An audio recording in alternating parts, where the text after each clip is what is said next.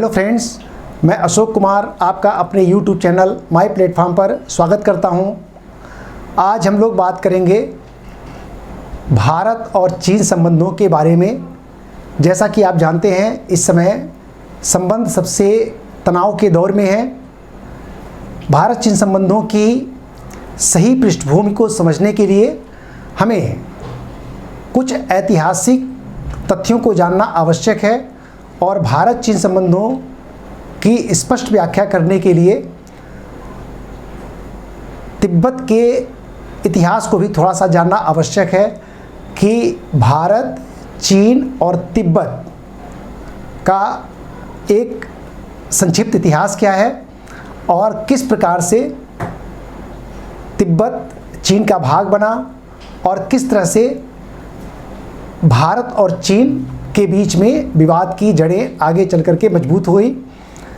एक बात यहाँ पे बिल्कुल स्पष्ट समझिए कि सामान्यतया अगर तिब्बत एक आज़ाद देश होता तो भारत की सीमाएं चीन से नहीं बल्कि भारत की सीमाएं तिब्बत से लगती, लेकिन तिब्बत चूँकि चीन का भाग है तो इस तरह से चीन की सीमाएं भारत से लगती हैं और सीमा संबंधी कई प्रकार के विवाद हैं। तो इन तमाम सारे विवादों को हम विस्तार से समझेंगे, लेकिन उससे पहले हम लोग चीन तिब्बत का एक संक्षिप्त इतिहास समझते हैं और फिर देखते हैं कि इन संबंधों में भारत की एंट्री कैसे होती है।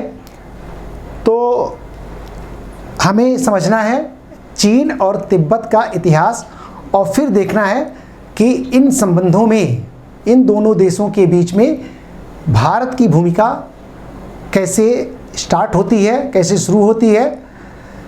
तो आइए एक बार हम समझते हैं चीन और तिब्बत का एक संक्षिप्त इतिहास। तो एक तरफ हम ले लेते हैं चीन और एक तरफ ले लेते हैं हम लोग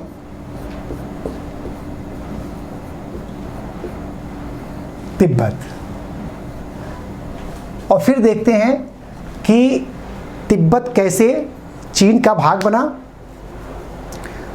तो आइए समझते हैं। चीन में एक राजवंश था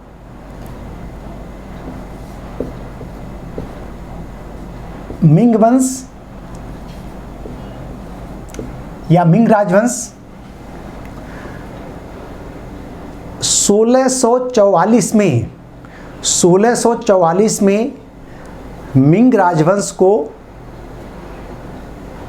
समाप्त कर एक नया साम्राज्य स्थापित हुआ जिसे कहते हैं किंग साम्राज्य। तो 1644 में किंग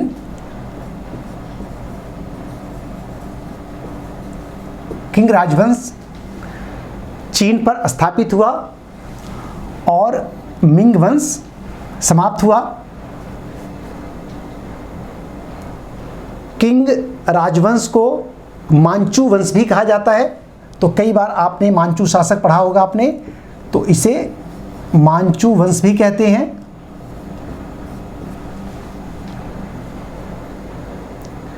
सत्रह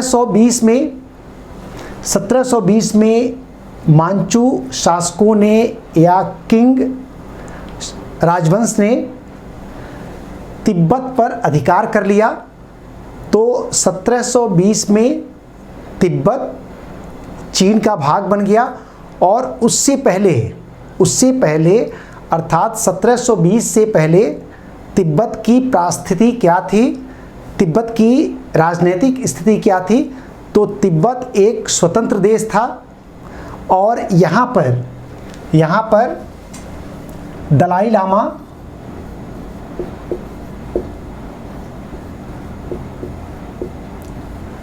लामा का शासन था। और इस बात को ध्यान रखिएगा, दलाई लामा तिब्बत के राजनैतिक और धार्मिक प्रमुख माने जाते हैं।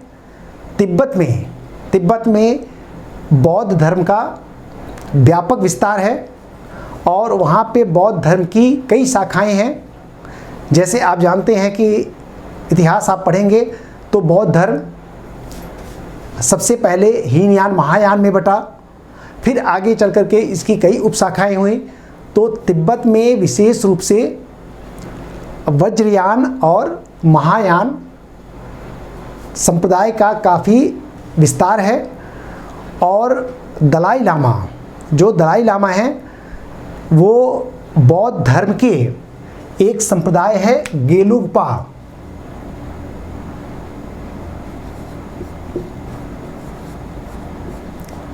गेलुग्पा। तो कई बार आप गेलुग संप्रदाय भी पढ़ते हैं, कई बार गेलुग्पा भी पढ़ते हैं, एक ही बात है। ये लोग, इस संप्रदाय के लोग अर्थात गेलुग्पा संप्रदाय के लोग पीले रंग की हैट पहनते थे। तो इसे येलो कैप या येलो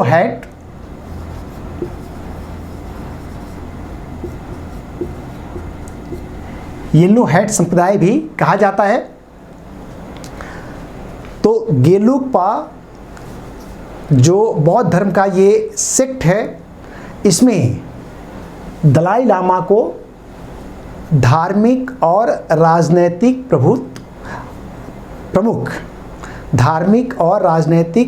प्रमुख माना जाता है। तो इस तरह से तिब्बत में दलाई लामा का शासन था। और 1720 में मांचू शासकों ने तिब्बत पर अधिकार कर लिया। तो इस तरह से 1720 में किंग डायनेस्टी, किंग राजवंश कहिए या मांचू राजवंश कहिए, एक ही बात है, मांचू शासकों ने तिब्बत पर अधिकार कर लिया। तो तिब्बत हो गया चीन का भाग।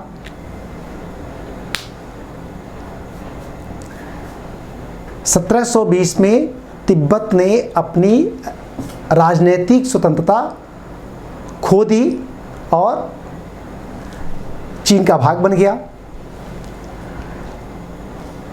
मांचू वंश का शासन चलता रहा और आगे चलकर के आप देखेंगे कि इन सारे भूभाग पर जापान की भी एंट्री होती है। और 1894-95 में प्रथम फर्स्ट साइनो जापान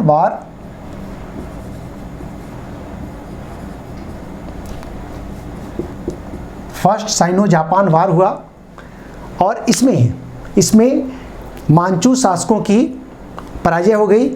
जापान विजित हो गया और जापान ने चीन के कई भागों पर अधिकार कर लिया। ये इतिहास हम लोग इसलिए समझ रहे हैं क्योंकि आज आप देख रहे होंगे कि चीन जापान संबंध भी काफ़ी तनाव के दौर में है। तो इन सारी चीज़ों को बेहतर तरीके से हम समझते हैं। तो 1894-95 में फर्स्ट साइनो जापान, साइनो का अर्थ चाइना, जैसे इंडो का अर्थ भारत है वैसे साइनो का अर्थ चाइना। तो चीन जापान युद्ध हुआ और इस युद्ध में चीन ने अपना एक बड़ा भाग खो दिया। उसने ताइवान द्वीप खो दिया। आगे हम लोग समझेंगे ताइवान की स्थिति क्या है, कहाँ पे है, ये सारी चीज़ें पूरे मैप में आएंगी। ताइवान खो दिया और जापान ने कोरिया प्रायद्वीप पर भी अधिकार कर लिया। आगे मैप के द्वारा मैं आपको समझाऊंगा कि वर्तमान समय में कोरिया प्रायद्वीप पर दो देश हैं, एक नॉर्थ कोरिया और एक साउथ कोरिया। नॉर्थ कोरिया के बारे में भी आप जानते हैं। तो जापान ने ताइवान पर अधिकार कर लिया, कोरिया पर अधिकार कर लिया और कोरिया जापान का संरक्षित प्रोटेक्टेड स्टेट, संरक्षित राज्य बन गया। आगे चल कर के 1910 में पूरी तरह से कोरिया को जापान का भाग बना लिया गया, तो संरक्षित राज्य से उसकी स्थिति खत्म हो गई और वो पूरी तरह से जापान का भाग बन गया। तो इस तरह से चीन ने 1720 में तिब्बत पर अधिकार किया और स्वयं जापान ने मांचू वंश पर आक्रमण करके उसके एक बड़े भाग पर ताइवान गया, कोरिया गया, अब प्लस चीन का कुछ और तटवर्ती भाग उनके हाथ से निकल गया। इसके बाद एक बड़ी घटना घटित होती है।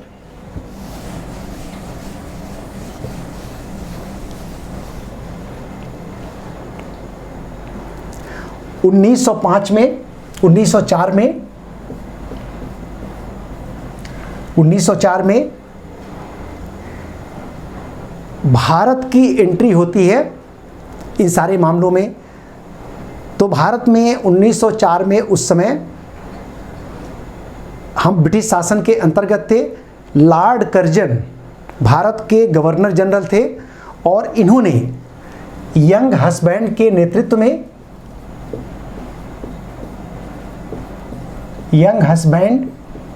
नेतृत्व में कर्नल यंग हस्बैंड के नेतृत्व में एक सेना तिब्बत में भेजी और इस सेना ने मांचू शासकों को या मांचू सेना को पराजित करके तिब्बत की राजधानी ल्हासा पर अधिकार कर लिया और इस तरह से तिब्बत के मामलों में भारत की एंट्री भी हो गई। हाँ, ये अलग बात है कि ब्रिटिश शासन के अंतर्गत हम तिब्बत में हमारी एंट्री हुई तो ल्हासा पर अधिकार कर लिया। मांचू का जो आधिपत्य था तिब्बत पर से कुछ डमाडोल हो गया और तिब्बत और ब्रिटिश शासन के अंतर्गत एक संधि हो गई जिसको कहा जाता है ल्हासा की संधि, जो हुई 1904 में। हम लोग ऐतिहासिक घटनाक्रम में नहीं जाएंगे कि ल्हासा की संधि में क्या थी, क्या क्या हुआ, वो हमारा अभी मैटर नहीं है। लेकिन भारत की एंट्री तिब्बत में हो गई और ल्हासा पर अधिकार कर लिया कर्नल यंग हस्बैंड ने और तिब्बत से भारत की एक संधि हो गई, ल्हासा की संधि 1904 में। और आप जानते हैं कि मांचू शासक लगातार ल्हासा को फिर से विजित करने का सपना देख रहे थे, क्योंकि तिब्बत की राजधानी अर्थात तिब्बत एक तरह से उनके हाथ से निकल रहा था। तो 1910 में मांचू शासकों ने या मांचू सेना ने या किंग राजवंश ने ल्हासा पर आक्रमण कर दिया। ल्हासा पर आक्रमण हो गया।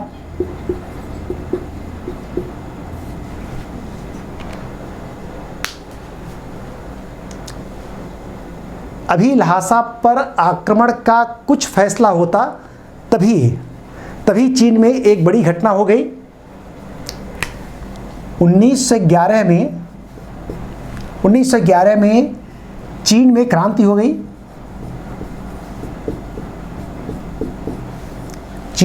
हो गई। और मांचू शासकों का अंत हो गया। तो मांचू वंश समाप्त हो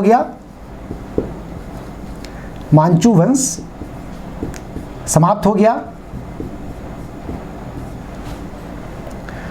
और इस क्रांति का नेतृत्व जिस चीनी व्यक्ति ने किया था वो थे सन यात सेन।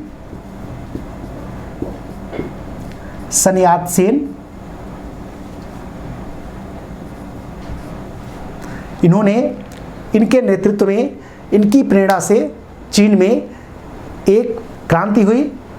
मांचू वंश का शासन समाप्त हो गया और 1911 में क्रांति हुई। और इधर मौका देखकर तिब्बत की सेना ने मांचू सेना को पराजित कर दिया। तो चीन की सेना पराजित हो गई 1911 में चीन की सेना पराजित हो गई।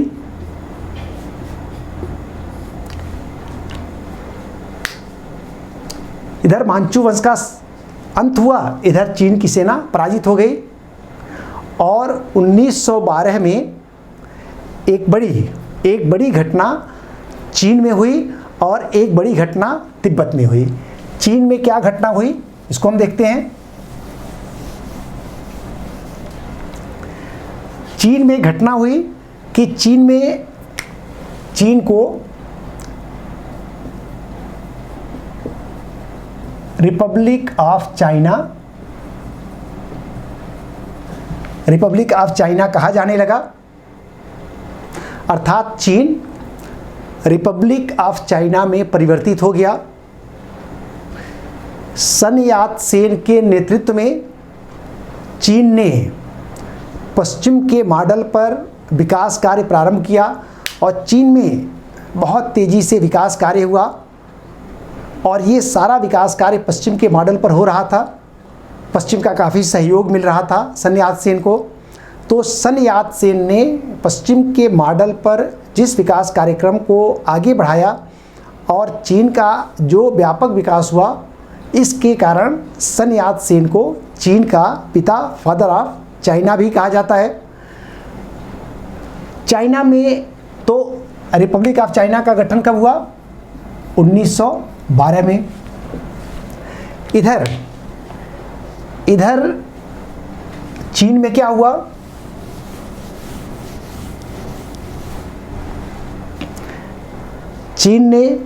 तिब्बत ने, इधर देखते हैं तिब्बत में क्या हुआ। तिब्बत ने चीन की सेना को पराजित कर दिया था और इस तरह से दलाई लामा ने फिर से तिब्बत के स्वतंत्रता की घोषणा कर दी। तो तिब्बत फिर क्या हो गया? 1912 में तिब्बत स्वतंत्र हो गया और इस स्वतंत्रता की घोषणा दलाई लामा 13 ने की। अब इस बात को आप अच्छी तरह समझ पा रहे होंगे कि दलाई लामा कोई नाम नहीं है, बल्कि दलाई लामा एक पद है गेलुग पास संप्रदाय का, जो बौद्ध धर्म की एक शाखा है। और दलाई लामा राजनैतिक और धार्मिक, चूँकि धार्मिक सर्वोच्च व्यक्ति हैं और उन्हीं को सर्वोच्च राजनीतिक व्यक्ति भी माना जाता है। तो इस तरह से दलाई लामा 13 1912 में उस समय अस्तित्व में थे, इनका शासन था और इन्होंने तिब्बत के स्वतंत्रता की घोषणा 1912 में कर दी। इधर 1912 में रिपब्लिक ऑफ चाइना की घोषणा हो गई। रिपब्लिक ऑफ चाइना ने तिब्बत पर अपना दावा बना करके रखा। चूँकि ये मांचू वंश का अंग था तिब्बत, तो इस दृष्टिकोण से जो रिपब्लिक ऑफ चाइना था उसने तिब्बत पर अपना दावा किया और सीमा संबंधी या राज्य संबंधी विवाद बहुत तीव्र हो गया। इस संकट के समाधान के लिए एक बार फिर भारत ने प्रयास किया और 1913 में भारत के शिमला में एक सम्मेलन बुलाया गया। इस शिमला सम्मेलन में 3 देशों ने भाग लिया। ध्यान रखिएगा कि इस शिमला सम्मेलन में जो चीन का तिब्बत के ऊपर दावा था, इस मामले को सुलझाने के लिए भारत के शिमला में एक सम्मेलन आयोजित किया गया, जिसमें 3 स्वतंत्र देशों ने भाग लिया। एक देश था चीन, एक था तिब्बत और एक था यूनाइटेड किंगडम, ब्रिटेन। इस बात को आप ध्यान रख पा रहे हैं कि शिमला सम्मेलन में तिब्बत एक स्वतंत्र देश के रूप में भाग लिया। ये चीन का भाग नहीं था, स्वतंत्र देश के रूप में भाग लिया। लेकिन तिब्बत और चीन के मध्य विवाद का समाधान शिमला सम्मेलन में नहीं हो सका। लेकिन एक समस्या तिब्बत और भारत के बीच में भी थी। ये थी उत्तर पूर्व में, जो आज अरुणाचल प्रदेश का भाग है। यहाँ पे सीमा बहुत स्पष्ट नहीं थी। तो शिमला में ही स्वतंत्र तिब्बत और भारत के मध्य सीमा के निर्धारण के लिए 1914 में हेनरी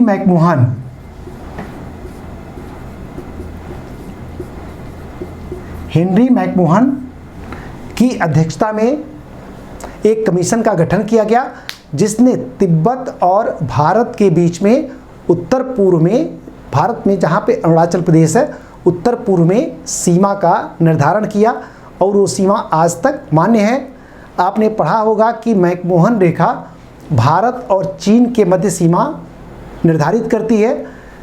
लेकिन जिस समय इस सीमा का निर्धारण हुआ था तो तिब्बत स्वयं स्वतंत्र देश था। तो मैकमोहन रेखा भारत और तिब्बत के मध्य सीमा का निर्धारण करती थी। और जब तिब्बत चीन का भाग बन गया तो ये मैकमोहन रेखा भारत और चीन के मध्य सीमा का निर्धारण करती है। ये अलग बात है कि चीन अरुणाचल प्रदेश को अपना भाग मानता है। इसके पीछे भी कुछ ऐतिहासिक पृष्ठभूमि है। अभी आगे हम लोग समझेंगे कि वास्तव में चीन ने अरुणाचल प्रदेश पर दावा संभवतः किस वजह से किया, ये अभी बिल्कुल क्लियर हो जाएगा।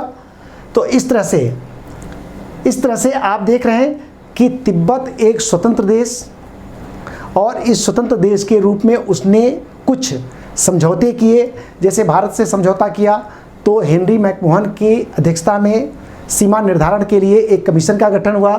13 में स्वयं स्वतंत्र देश के रूप में भाग लिया। तो इस तरह से तिब्बत एक स्वतंत्र देश के रूप में आगे बढ़ता रहा। और स्वयं तिब्बत ने कुछ देशों से राजनयिक संबंध स्थापित किए। इस बात को आप ध्यान रखिएगा कि दलाई लामा 13वें दलाई लामा और वर्तमान समय में जो दलाई लामा आप जिनके बारे में पढ़ते हैं, ये 14वें दलाई लामा हैं। और 13वें दलाई लामा इस बात को शिद्दत से महसूस कर रहे थे कि तिब्बत ने अपनी स्वतंत्रता क्यों खोई, क्योंकि तिब्बत के पास एक मजबूत सेना नहीं थी। तो दलाई लामा ने तिब्बत के स्वतंत्रता की घोषणा कब की? 1912 में। और वो 1933 तक वो दलाई लामा रहे, 13 दलाई लामा। उसके बाद 14वें दलाई लामा का राज्यारोहण हुआ।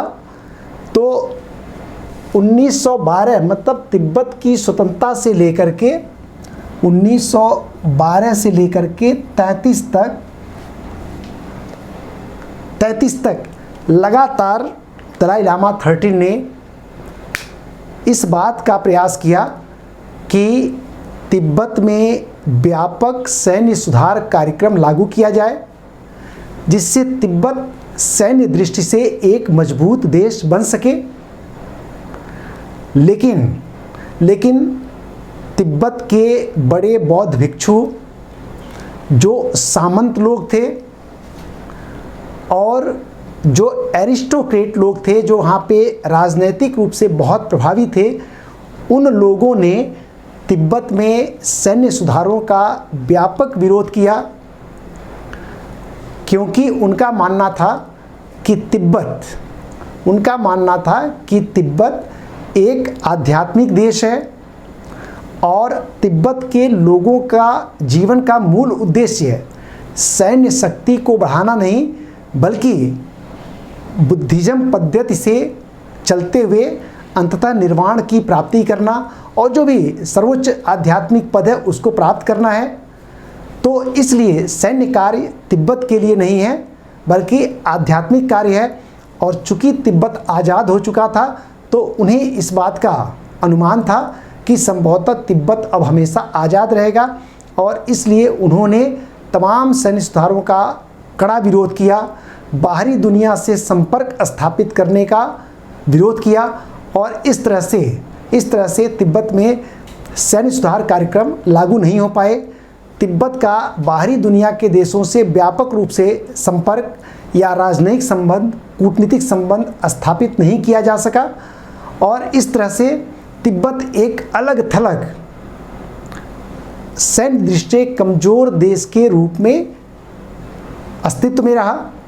लेकिन इन बीच तिब्बत ने कुछ देशों से अपने राजनयिक संबंध स्थापित किए और जिन देशों से राजनयिक संबंध स्थापित किया था उसमें एक था नेपाल, एक था भूटान और एक था यूनाइटेड किंगडम। जब भारत आज़ाद हुआ तो तिब्बत की राजधानी ल्हासा में यूके का स्थान भारत ने लिया। तो इस तरह से कुल मिलाकर के तिब्बत का जिन देशों से राजनयिक संबंध था कुल मिलाकर यही थे, नेपाल, भूटान, यूनाइटेड किंगडम और भारत आप कह सकते हैं। तो आप इस बात को समझ पा रहे होंगे कि तिब्बत दुनिया से अलग थलग सैन्य दृष्टि से कमज़ोर एक ऐसा देश था जो धर्म प्रधान देश था, जहाँ पे दलाई लामा का शासन था, अर्थात धार्मिक और राजनैतिक प्रमुख तिब्बत के कौन थे? दलाई लामा। ठीक है, तो आपने देखा कि जैसे ही रिपब्लिक ऑफ चाइना का गठन हुआ था तुरंत रिपब्लिक ऑफ चाइना ने इस बात को एक संकट के में परिवर्तित कर दिया कि तिब्बत उसका भाग है। लेकिन कुछ अपरिहार्य कारणों से वह तिब्बत पर आधिपत्य स्थापित नहीं कर पाया। चूँकि इतिहास में जाना हमारा उद्देश्य नहीं है, यहाँ पे भारत चीन संबंधों को समझना उद्देश्य है। तो हम लोग सिर्फ उन घटनाओं को लेंगे जिन घटनाओं का तारतम्य या जिन घटनाओं का संबंध इन सारी चीज़ों से है। तो आपने देखा कि तिब्बत की परिस्थिति क्या है। अब आते हैं हम लोग चीन में। देखिए, चीन में रिपब्लिक ऑफ चाइना का गठन हुआ और ये किसके नेतृत्व में हुआ था? सन यात सेन के नेतृत्व में हुआ था। और जिन लोगों ने मांचू वंश के खिलाफ इस क्रांति का नेतृत्व किया था, इस क्रांति में भाग लिया था, वो लोग अपने आप को राष्ट्रवादी कहते थे। तो आप जानते हैं पूरी दुनिया में राजाओं के खिलाफ विद्रोह हुए हैं और वहाँ पे लोकतंत्र स्थापित हुआ, कहीं और कोई शासन पद्धति जैसे साम्यवाद स्थापित हुआ। लेकिन तमाम राजवंशों के खिलाफ आंदोलन चले हैं, क्रांतियाँ हुई हैं।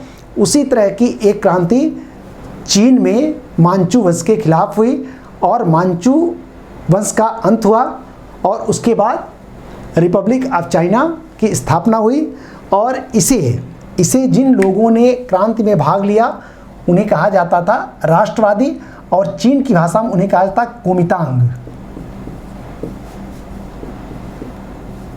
कोमितांग दल। यद्यपि चाइना इस क्रांति के बाद कोमितांग दल का गठन, हालांकि ये दल पहले से अस्तित्व में था, लेकिन सही मायने में संगठित रूप से इसे दल का आकार 1919 में सन यात सेन ने दिया।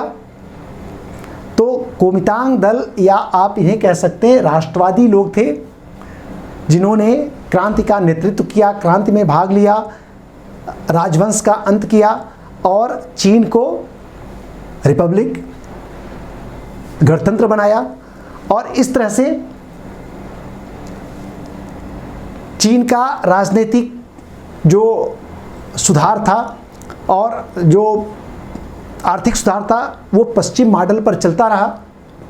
ठीक है, अब आप देखेंगे कि इस बीच एक चीन के बाहर एक बड़ी क्रांति हुई और उस क्रांति की चर्चा इसलिए भी आवश्यक है क्योंकि उस क्रांति ने चीन पर बड़ा गहरा प्रभाव डाला। और ये था 1917 में। 1917 में सोवियत संघ में बोल्शेविक क्रांति बोल्शेविक क्रांति हुई,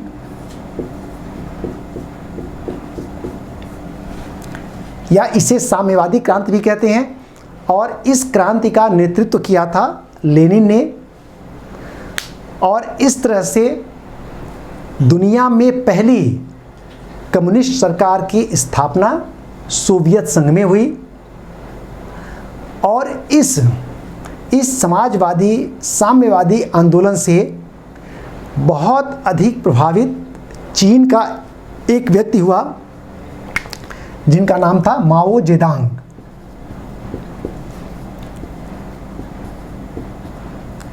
माओ जेदांग, इन माओ जेदांग को माओ त्से तुंग, माओ जेदांग को माओ त्से तुंग भी कहा जाता है। ये सामान्य संदर्भों में ये माओ त्से तुंग के नाम से प्रसिद्ध हैं। तो इस तरह से माओ जेदांग सोवियत संघ में जो बोल्शेविक क्रांति हुई थी, कम्युनिस्ट क्रांति हुई थी, उससे बहुत ज़्यादा ये प्रभावित थे। और उन्होंने इस साम्यवाद का प्रसार चीन में करना शुरू किया। और यह साम्यवादी विचारधारा चीन में बहुत तेज़ी से फैली, बड़े पैमाने पर लोग जुड़े। और देखते देखते माओ जेदांग चीन की एक बड़ी राजनीतिक हस्ती में परिवर्तित हो गए। ध्यान रखिए, जो कोमितांग ये गणतंत्र है, ये लोग लोकतंत्र समर्थक, और आप जानते हैं पूरी दुनिया में कम्युनिस्ट लोकतंत्र का घोर विरोध करते हैं। बहुदलीय शासन पद्धति नहीं होती है, एक दलीय शासन पद्धति होती है, एक ही पार्टी का शासन होता है। तो सामान्य मानवाधिकारों का काफ़ी उल्लंघन होता है। आगे हम लोग इस बात को थोड़ा सा समझ लेंगे। तो 1917 में बोल्शेविक क्रांति और माओ जेदांग का इस विचारधारा से प्रभावित होना और चीन में इस विचारधारा के व्यापक प्रसार के कारण एक बड़ी घटना ये होती है कि माओ जेदांग चीन की एक बड़ी राजनीतिक ताकत बन जाते हैं। और केवल राजनीतिक ताकत ही नहीं, इन्होंने एक बड़े भूभाग पर, माओ जेदांग ने एक बड़े भूभाग पर साम्यवादी प्रकार की शासन व्यवस्था को स्थापित कर दिया। तो इस तरह से चीन की मुख्य भूमि पर दो प्रकार की शासन व्यवस्थाएं स्थापित हो गईं। एक रिपब्लिक ऑफ चाइना, जिसका नेतृत्व कर रहे थे सन यात सेन, और माओ के नेतृत्व में चीन में साम्यवादी प्रकार की व्यवस्था भी कुछ भागों पर लागू हो गई। और इन लोगों ने एक बड़े भूभाग पर अपना नियंत्रण स्थापित कर लिया। तो और आपको मालूम है कि 1894-95 में जापान ने फर्स्ट साइनो जापान वार में चीन के एक बड़े भाग को ले लिया था। तो अब देखिए, चीन की मुख्य भूमि पर तीन ताकतें हैं। एक ताकत तो हो गया जापान, जिसने कुछ भाग पर नियंत्रण स्थापित कर लिया था।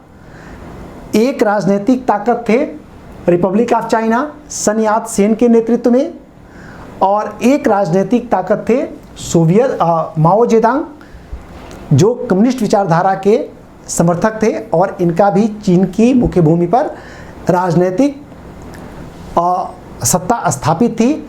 इनके अंदर भी एक भूभाग था। और जापानी चीन में बहुत अलोकप्रिय थे, क्योंकि उन्होंने बड़े पैमाने पर शोषण किया, लोगों के साथ अत्याचार किया, बहुत। तो इस तरह से अगर आपको चीन में लोकप्रिय होना है, तो आपको क्या करना पड़ेगा? चीन में लोकप्रिय होने के लिए आपको एक काम करना पड़ेगा कि जापान के खिलाफ आप लगातार संघर्ष करते रहें। तो इस जापान के खिलाफ जो माओ ने भी काफ़ी संघर्ष किया, छापा मार या गुरिल्ला युद्ध के द्वारा जापान को परेशान करते रहे। 1925 में देखिए, 1925 में सन यात सेन की मृत्यु हो गई। 1925 में सन यात सेन की मृत्यु हो गई और Chiang Kai Shek Republic of China के हेड बने। तो चांग काई शेक किसके हेड बने? रिपब्लिक ऑफ चाइना के हेड बने। और चांग काई शेक बहुत तेजी से सैन्य सुधार और ताकत ग्रहण करने का प्रयास कर रहे थे, जिससे कि माओ की ताकत को खत्म किया जा सके, उन्मूलन किया जा सके, तोड़ा जा सके। तो इस तरह से चांग काई शेक के सुधारों के कारण उन्होंने काफ़ी ताकत ग्रहण कर ली। और 1933, देखिए 1933 का भी चीन के इतिहास में बड़ा महत्व है, क्योंकि एक तो 1933 को ही दलाई लामा 13वें के बजाय दलाई लामा 14वें का राज्यारोहण हुआ। और 1933 में चांग काई शेक ने, कहा जाता है कि लगभग 10 लाख की सेना इकट्ठा करके और कम्युनिस्ट माओ के तमाम सामरिक ठिकानों को उन्होंने घेर लिया। और इस बड़े आक्रमण का सामना माओ नहीं कर सके और माओ को लगातार अपना क्षेत्र छोड़ करके पीछे हटना पड़ा। और कहा जाता है कि माओ के नेतृत्व में लगभग 1 लाख उनके समर्थकों ने लगातार वो पीछे हटते रहे। प्रयास माओ का ये था कि एक राजनीतिक शक्ति के रूप में उनका उन्मूलन ना हो सके, उनका वो ख़त्म ना हो सके, क्योंकि अगर वो बचे रहेंगे तो संघर्ष के लिए फिर आगे आएंगे। तो इस तरह से माओ जेदांग लगातार अपने समर्थकों के साथ पीछे हटते रहे। और ये पीछे हटने की घटना लगभग 1 साल तक 34 तक जारी रही। और कहा जाता है लगभग 8000 मील की यात्रा माओ और उनके 1 लाख समर्थकों ने की। और इस महान यात्रा में उन्होंने कई हिमाच्छादित पर्वतों को पार किया, बड़ी बड़ी नदियों को पार किया, दलदलों को पार किया। और कहा जाता है कि लगभग 1 लाख लोगों में से केवल 30,000 लोग अपने आप को बचा सके। लेकिन माओ की सबसे बड़ी सफलता ये थी कि माओ ने अपने राजनीतिक वजूद को बचा लिया, अपनी ताकत को बचा लिया।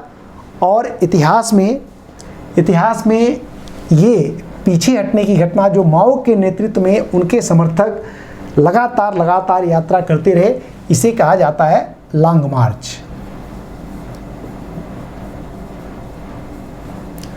यद्यपि चीन में और भी कई लॉन्ग मार्च हुए हैं, तो इस तरह से 33-34 का लॉन्ग मार्च एक ऐसा मार्च था जिसने सशक्त मजबूत माओ को पीछे हटने के लिए मजबूर कर दिया। लेकिन चांग काई शेक अंततः माओ का उन्मूलन नहीं कर सके। तो इस तरह से माओ अपनी ताकत बचा कर रखने में सफल रहे।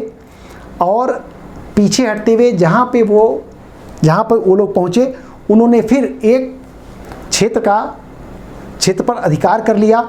और माओ लगातार अपनी ताकत का प्रसार, अपने प्रभुत्व का विस्तार कर रहे थे। तो देखिए इस तरह से चीन में 2 बड़ी शक्तियाँ, जापान तो है ही, जापान है, और अब 2 बड़ी शक्तियाँ, जापान के अलावा 2 बड़ी शक्तियाँ थी। एक थे कम्युनिस्ट, इनका नेतृत्व कौन कर रहे थे? माओ जेदांग।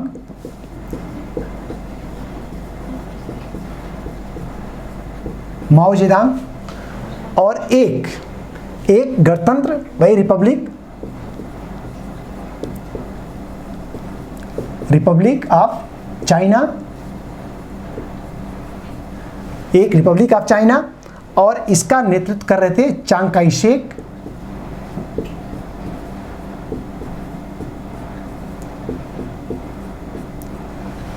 चांग काई शेक दोनों चीन पर, अब देखिए चीन में अगर आपकी अपनी स्वीकारोक्ति बढ़ानी है तो आपको एक काम करना होगा कि जापान के विरुद्ध संघर्ष करना होगा।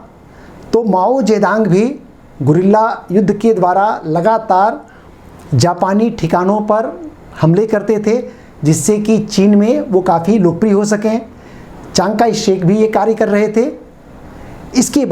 इसके बाद एक बड़ा निर्णायक मोड़ आया, एक और साइनो जापान वार स्टार्ट हो गया। तो 1937 में 1937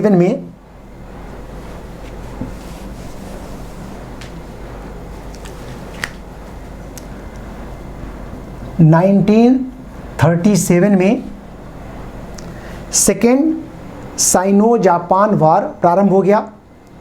आपको याद होगा कि पहले साइनो जापान वार में कोरिया हाथ से गया और ताइवान द्वीप हाथ से निकल गया। जो सेकेंड साइनो जापान वार हुआ ये 1937 में प्रारंभ हुआ और संघर्ष लगातार तब तक चलता रहा जब तक कि द्वितीय विश्व युद्ध में जापान की पराजय नहीं हो गई, और जापान की पराजय हुई थी 1945 में। तो ये सेकेंड साइनो जापान वार में जापान ने चीन के एक बहुत संसाधन संपन्न क्षेत्र मंचूरिया पर अधिकार कर लिया और लगातार माओ और चांग काई शेक जापान के खिलाफ लड़ते रहे। लेकिन सेकेंड साइनो जापान वार मुख्यतः रिपब्लिक ऑफ चाइना और जापान के बीच में हुआ था, और इस युद्ध में चांग काई शेक पराजित हो गए। तो चांग काई शेक के ऊपर दो तरह से प्रहार हुआ, एक तरफ तो जापान की तरफ से और एक माओ की तरफ से, और जापान ने चांग काई शेक को पराजित कर दिया। अब चांग काई शेक माओ से हाथ मिलाने के लिए मजबूर हो गए। तो इस तरह से चांग काई शेक और माओ मिलजुल करके जापान के ऊपर छापामार हमले करते रहे। 1945 में 1945 में सेकेंड वर्ल्ड वॉर में जापान की हार हो गई। जापान की जब हार हुई तो चीन में अब जापान उतना प्रभावशाली नहीं रह गया। तो एक तरह से आप कह सकते हैं कि चीन में जापानी प्रभुत्व का अंत हो गया और सत्ता संघर्ष चीन में अपना वर्चस्व स्थापित करने के लिए माओ और चांग काई शेक में जबरदस्त संघर्ष प्रारंभ हो गया। अब एक बात आप समझ पा रहे होंगे और आपने इतिहास में पढ़ा भी होगा कि जब सेकेंड वर्ल्ड वॉर ख़त्म हुआ तो संयुक्त राज्य अमेरिका के नेतृत्व में पूंजीवादी देशों का एक ब्लॉक बन गया, और जो साम्यवादी देश सोवियत संघ था इसके नेतृत्व में साम्यवादी एक ब्लॉक बन गया, और दोनों के बीच में लंबे समय तक एक शीत युद्ध चला। दुनिया कई बार युद्ध के मुहाने पर पहुंची, लेकिन संघर्ष होते होते टल गया अंततः। तो इस तरह से संयुक्त राज्य अमेरिका के नेतृत्व में जो अन्य पश्चिमी पूंजीवादी देश थे, और विशेष रूप से संयुक्त राज्य अमेरिका नहीं चाहता था कि चीन में कम्युनिस्ट माओ जेदांग का वर्चस्व स्थापित हो। वो चाहता था कि चांग काई शेक चीन में अपना वर्चस्व स्थापित करें और माओ का उन्मूलन हो जाए, मतलब समाजवादी साम्यवादी जो विचारधारा है उसका चीन में खात्मा हो जाए। और इसके लिए संयुक्त राज्य अमेरिका ने चांग काई शेक की बड़े पैमाने पर मदद की। मदद का स्वरूप जरा देखिए, आर्थिक मदद तो हुई, सैन्य मदद बड़े पैमाने पर हुई, और संयुक्त राज्य अमेरिका के प्रयासों से संयुक्त राष्ट्र संघ में चांग काई शेक के रिपब्लिक ऑफ चाइना को संयुक्त राष्ट्र संघ के सुरक्षा परिषद में अस्थायी सदस्य बनाया गया विद वीटो। संयुक्त राष्ट्र सुरक्षा परिषद में रिपब्लिक ऑफ चाइना को अस्थायी सदस्य बनाया गया विद वीटो। और आप जानते हैं कि संयुक्त राष्ट्र सुरक्षा परिषद में वर्तमान समय में 5 अस्थायी देश हैं, और जब रिपब्लिक ऑफ चाइना उसमें शामिल हुआ तब भी 5 थे। एक संयुक्त राज्य अमेरिका, एक यूनाइटेड किंगडम, एक फ्रांस, एक सोवियत संघ, और उस समय जब इनको शामिल किया गया तो रिपब्लिक ऑफ चाइना को संयुक्त राष्ट्र संघ की में सुरक्षा परिषद में अस्थायी सदस्यता दी गई विद वीटो। ये विद वीटो मैं बार बार आपको इसलिए इम्फेसिस कर रहा हूँ ताकि अभी आप थोड़ी देर में समझेंगे कि ये विद वीटो क्यों कहा जा रहा है। तो इस तरह से चांग काई शेक को मदद तो बहुत प्राप्त हुई, लेकिन चांग काई शेक माओ का सामना नहीं कर सके। जो कम्युनिस्ट लोग थे, कम्युनिस्ट सेना थी, उसने चांग काई शेक को पराजित कर दिया। तो देखिए 45 के बाद संघर्ष की जब शुरुआत हुई तो संयुक्त राज्य अमेरिका चाह रहा था कि एक मिलीजुली राष्ट्रवादी सरकार का गठन कर दिया जाए जिसमें कम्युनिस्ट भी शामिल हों, चांग काई शेक भी, और चांग काई शेक को अपनी शक्ति बढ़ाने का एक अवसर मिल जाए, और फिर उसके बाद घटनाएं आगे देखी जाएंगी कैसे घटेंगी। लेकिन माओ इस राष्ट्रवादी सरकार में शामिल होने के लिए तैयार नहीं हुए और उन्होंने एक खूनी संघर्ष में भाग लेने का निश्चय किया, और इस तरह से चीन में एक बहुत ही रक्त रंजित गृह युद्ध, सिविल वार छिड़ गया। बहुत लोगों की हत्या की गई, बहुत खूनी संघर्ष हुआ, और अंततः 1949 में रिपब्लिक ऑफ चाइना अर्थात चांग काई शेक निर्णायक रूप से पराजित हो गए, और चीन की राजधानी पेइचिंग में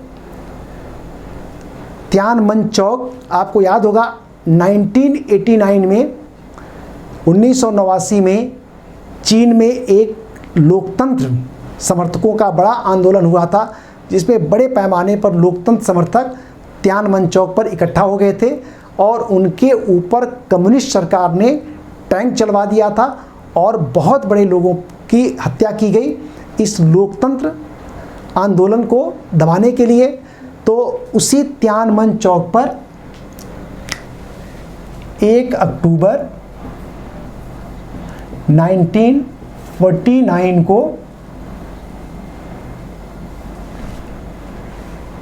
चीन में रिपब्लिक ऑफ चाइना तो समाप्त हो गई, और माओ ने पीपल्स रिपब्लिक ऑफ चाइना की स्थापना की। पीपल्स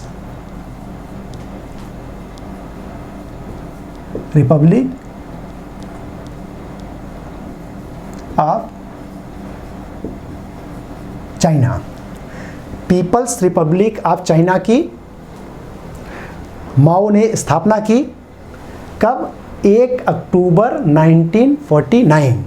और इस समय तक आज जो भारत का विवाद है वो किससे है? पीपल्स रिपब्लिक ऑफ चाइना से है, और इसमें पीपल्स रिपब्लिक ऑफ चाइना की स्थापना हुई। और देखिए इसे हम लोग, ये नाम कई बार आएगा, तो इसे हम लोग क्या बोलेंगे? PRC, People's Republic of China. तो चीन पहले चीन जब पहली क्रांति हुई थी सन यात सेन के नेतृत्व में, तो चीन क्या बन गया?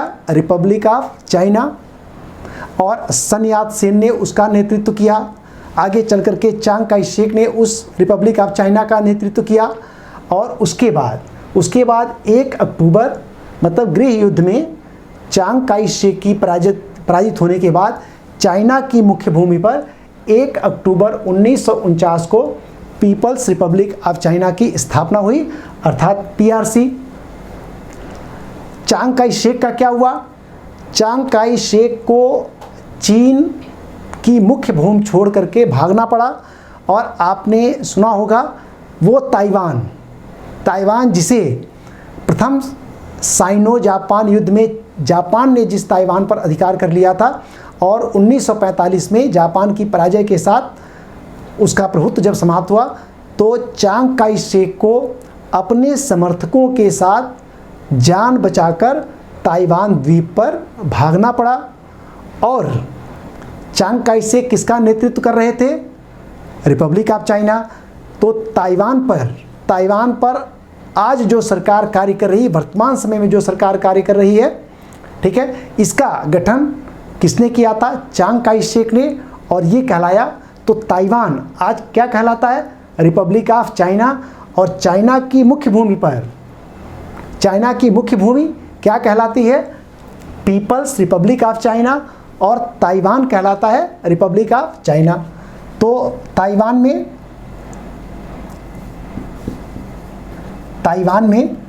बन गया रिपब्लिक ऑफ चाइना। देखिए, मैं आपको याद होगा, लगातार इस बात को मैं फोकस कर रहा था कि रिपब्लिक ऑफ चाइना को अमेरिका के समर्थन के द्वारा, अमेरिका के प्रयास के द्वारा संयुक्त राष्ट्र संघ के सुरक्षा परिषद में अस्थायी सदस्य बनाया गया था विद वीटो।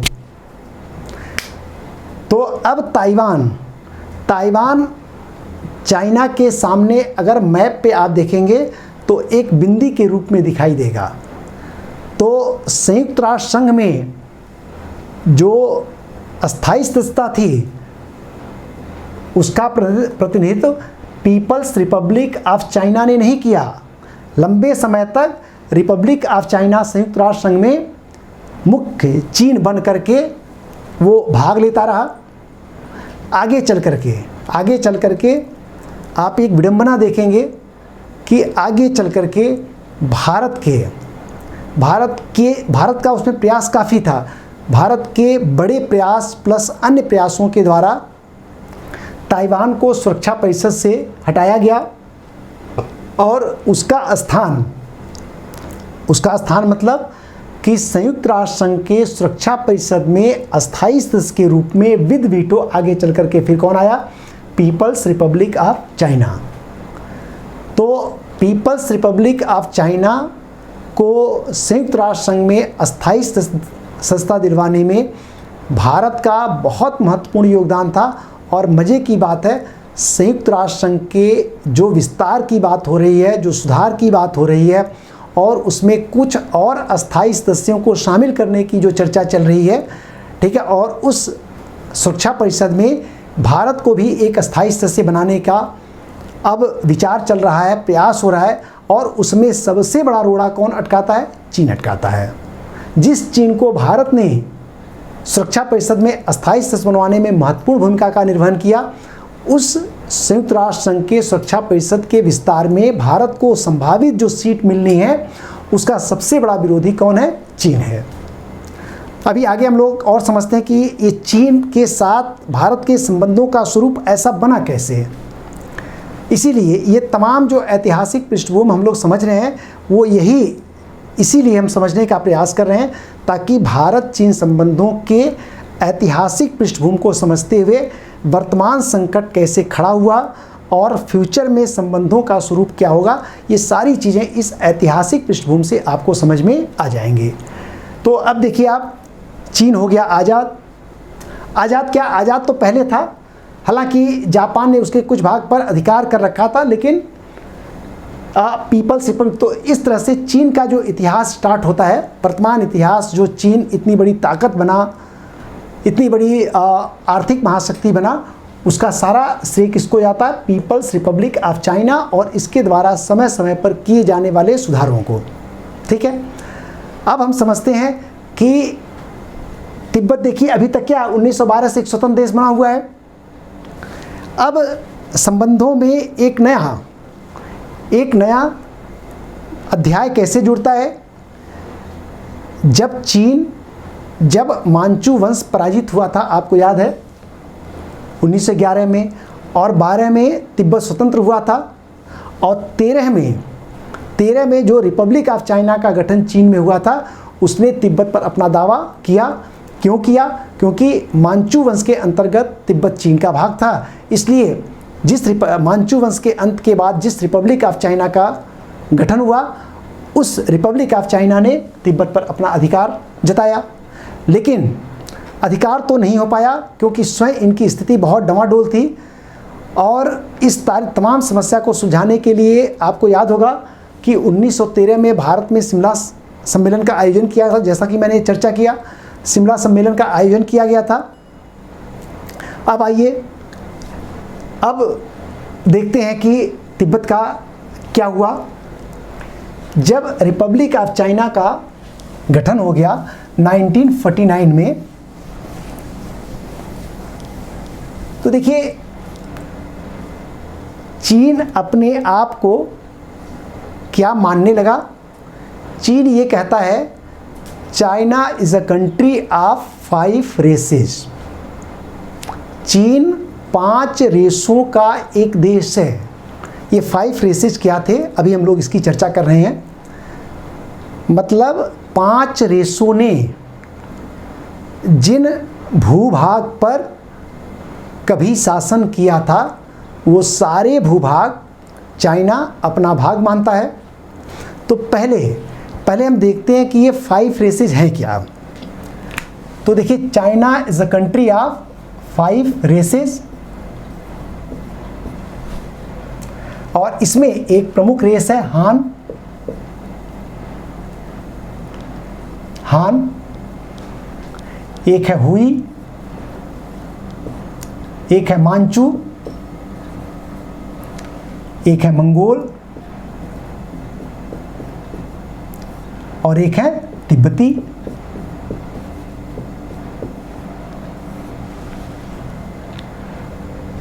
तो China is a country of 5 races and these races are Han, Hui, Manchu, Mongol and तिब्बती।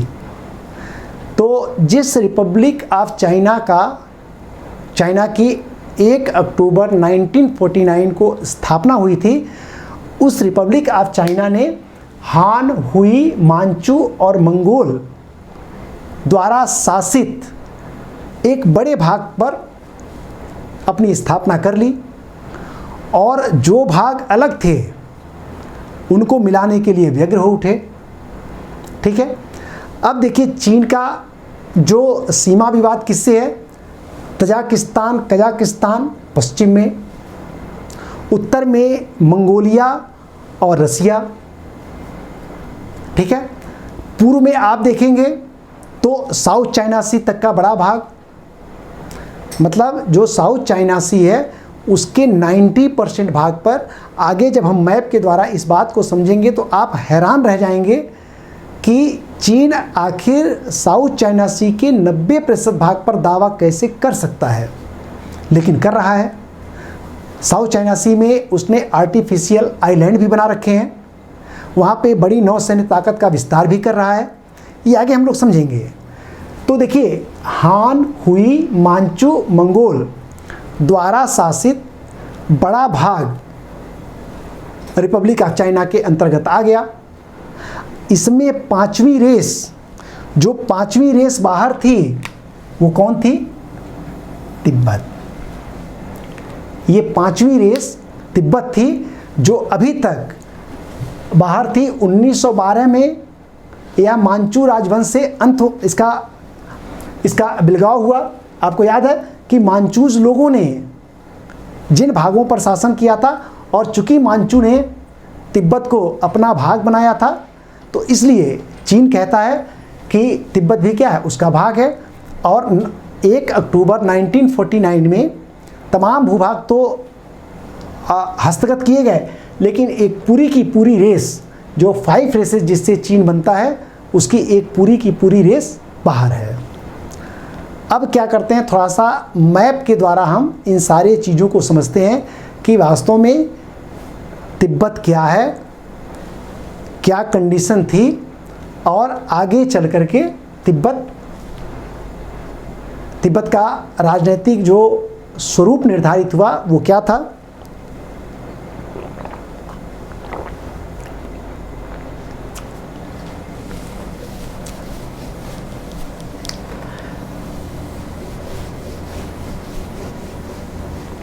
तो जैसा मैं आपसे कह रहा था कि चाइनीज़ क्या मानते हैं, चीनी मानते हैं China is a country of 5 races, और उसमें से एक रेस जो बाहर थी, उसमें से एक रेस बाहर थी। उस रेस को हम समझते हैं पहले कि उन जो तिब्बती लोग थे, उनका क्षेत्र क्या था। तो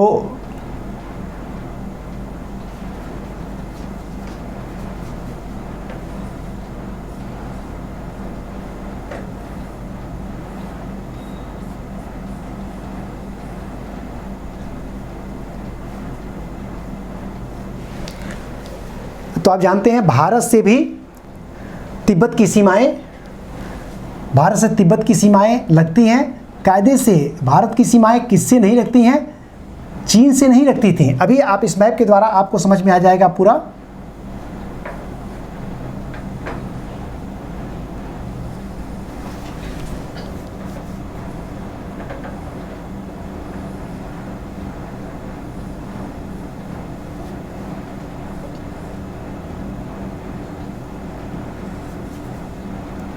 तो ये आप देखिए,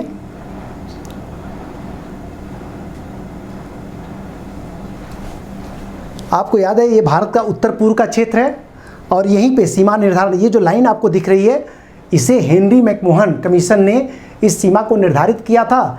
तो ये भारत और तिब्बत की ये सीमा रेखा बन गई। अब इस तरह से हम आते हैं,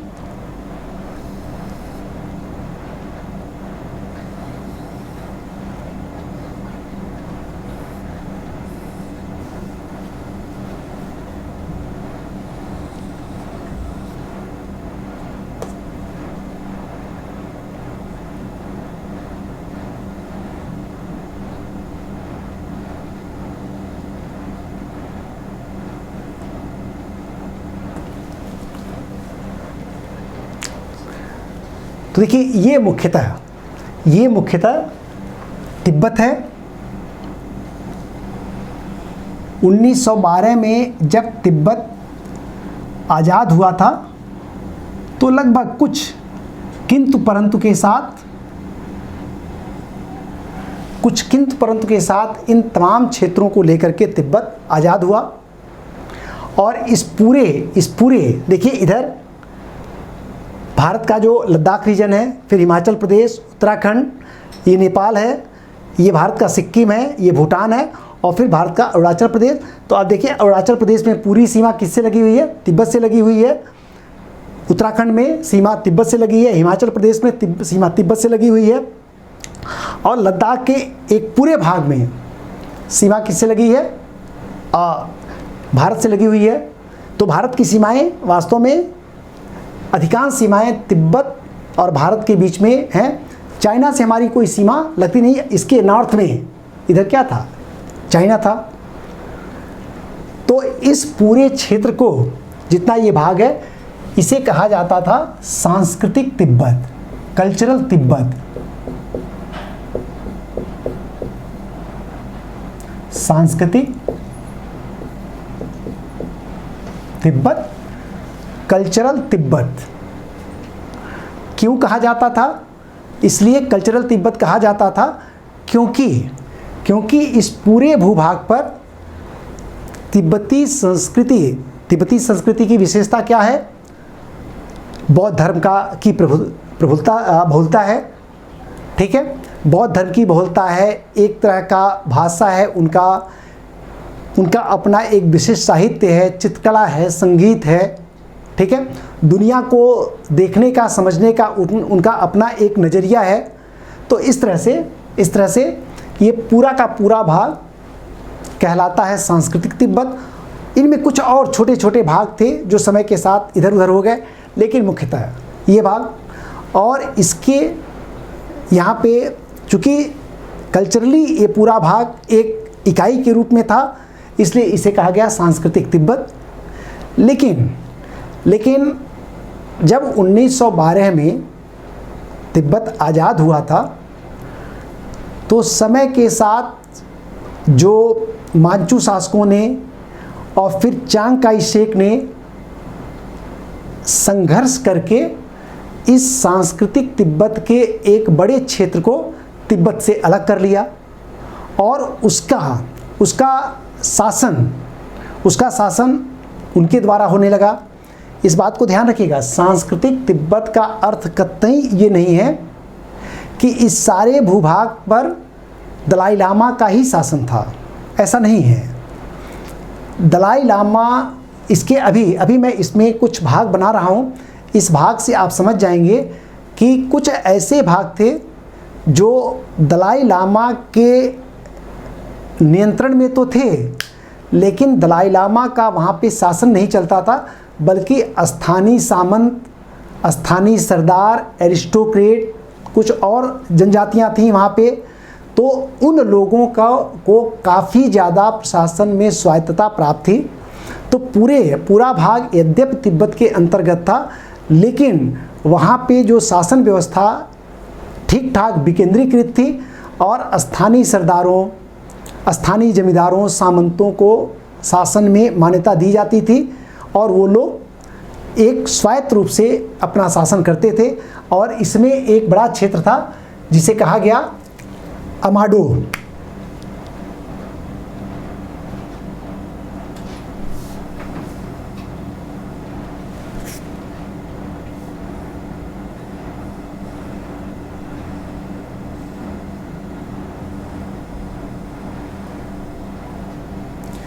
तो देखिए, तिब्बत का ये भाग कहलाता है अमाडो, AMDO।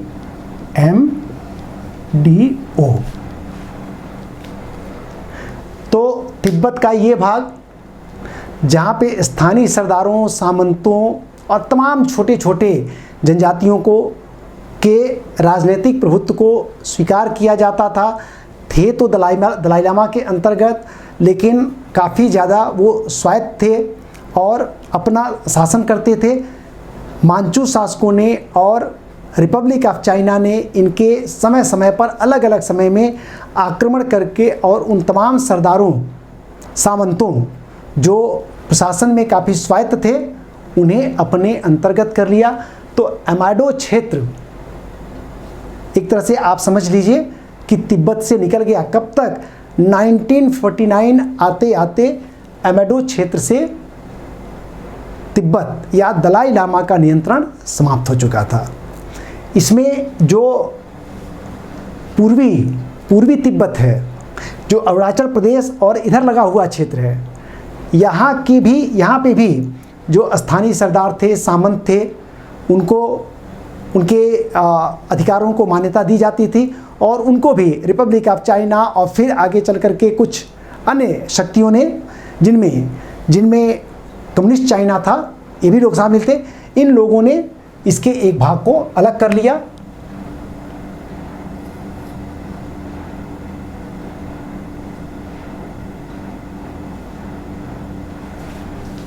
ठीक है, तो ये भाग भी निकल गया, और राजनैतिक रूप से इस भाग को कहा जाता है खाम, KHAM, खाम क्षेत्र कहा जाता है। लेकिन ये केवल ये पूरा का पूरा, ये अकेले पूरा यही खाम नहीं है, ये है पूर्वी खाम। और जो तिब्बत के इस भाग में भी पश्चिम में भी खाम है। ये लाइन इसलिए बनाया गया क्योंकि पूर्वी खाम पर रिपब्लिक ऑफ चाइना का नियंत्रण हो गया था।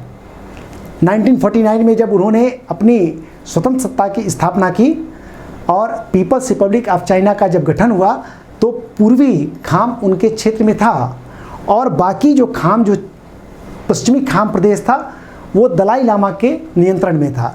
तो आप ये कह सकते हैं ऐसे कि KHAM, ये खाम मतलब पश्चिमी खाम दलाई लामा के नियंत्रण में था और पूर्वी खाम पर नियंत्रण था पीपल्स रिपब्लिक ऑफ चाइना अर्थात PRC का नियंत्रण था। ठीक है।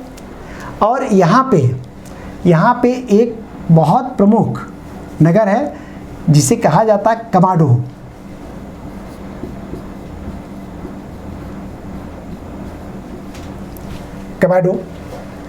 तो कमाडो जो क्षेत्र था, आप इस बात को समझ पा रहे हैं, ये किसके अंतर्गत था?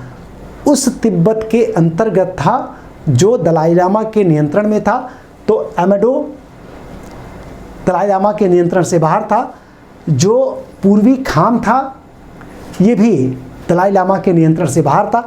और जो ये भाग देख रहे हैं आप, 1949 में जब PRC की स्थापना हुई तब ये दलाई लामा के अंतर्गत था। माओ ने सत्ता पाते ही माओ देख रहे थे कि पांचवी रेस ये तिब्बत उनके क्षेत्र से बाहर है। तो सबसे पहले माओ ने तुरंत दबाव बनाया तिब्बत पे, और तिब्बत पर दबाव डाला गया कि वो अपना विलय चीन में कर ले। लेकिन तिब्बत किसी भी तरह से अपनी स्वतंत्रता को बनाए रखना चाहता था। तो तिब्बत ने प्रयास किया और लगातार माओ, और अब देखिए माओ का नियंत्रण चाइना में स्थापित हुआ था और माओ के पास 10 लाख की एक सशस्त्र सेना थी जिसको एक बहुत खूनी संघर्ष अर्थात लड़ने का अनुभव था। सेना थी जिसने अभी एक खूनी गृह युद्ध में माओ को विजय दिलाई थी। अब माओ उसके द्वारा उन्होंने लगातार तिब्बत पर दबाव बना रहे थे कि तिब्बत अपना विलय चीन में कर ले, लेकिन दलाई लामा इसके लिए तैयार नहीं थे। तो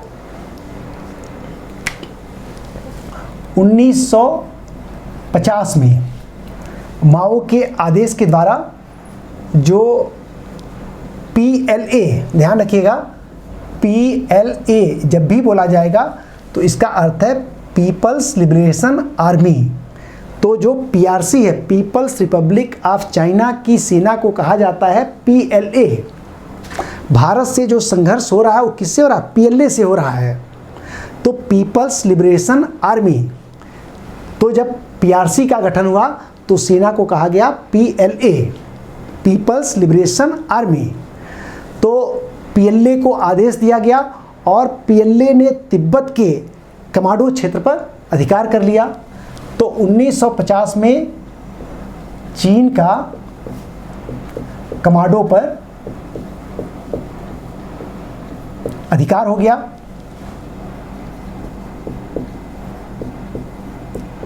ये अधिकार माओ ने क्यों ये सैन्य कार्रवाई की? जिससे कि तिब्बत को इस बात के लिए मजबूर किया जा सके कि वो चीन में अपना विलय कर लें। लेकिन अब देखिए, याद करिए दलाई लामा 14वें का प्रयास कि उन्होंने दलाई लामा 13वें ने 1912 में जब तिब्बत आज़ाद हुआ और 33 तक उनका शासनकारी रहा, वो राजनीतिक प्रमुख थे। वो लगातार प्रयास कर रहे थे कि तिब्बत में व्यापक सैन्य सुधार लागू करके तिब्बत को सैन्य रूप से सशक्त बनाया जाए। लेकिन वहाँ के बौद्ध भिक्षुओं, वहाँ के जो एरिस्टोक्रेट थे, जो सामंत लोग थे, उन्होंने उनकी इस योजना का कड़ा विरोध किया और अंततः तिब्बत में सुधार कार्य लागू नहीं किया जा सका, सैन्य सुधार लागू नहीं किया जा रहा था, जिसकी कीमत 1950 में तिब्बत को अपना जो कमाडो क्षेत्र था उसको गंवाना पड़ा। और जो PLA है वो लगातार तिब्बत में घुसने के लिए अब तैयार है। अब इसके बाद तिब्बत ने अपने जीवन का अंतिम प्रयास किया उसने तुरंत भारत से सहायता मांगी और तिब्बती प्रतिनिधिमंडल भारत आया। तो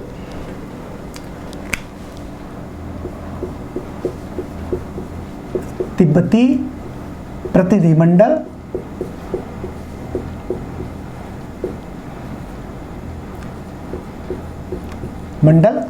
कहाँ पे आया? भारत आया।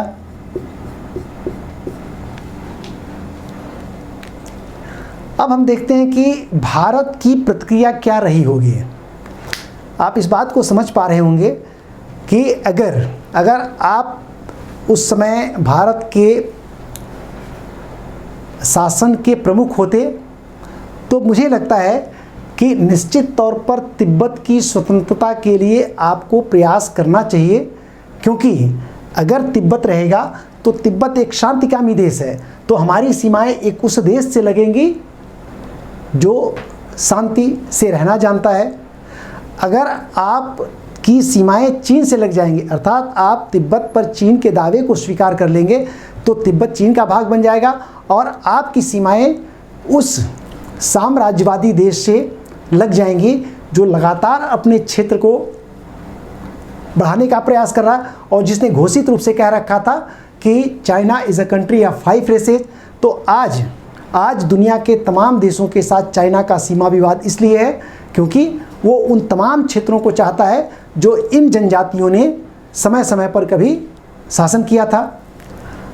लेकिन भारत में पंडित जवाहरलाल नेहरू देश के पहले प्रधानमंत्री, और पंडित जवाहरलाल नेहरू का स्वयं का रुझान, स्वयं का राजनीतिक जो विचारधारा थी वो समाजवाद के प्रति झुकी हुई थी, समाजवाद की ओर झुकी हुई थी।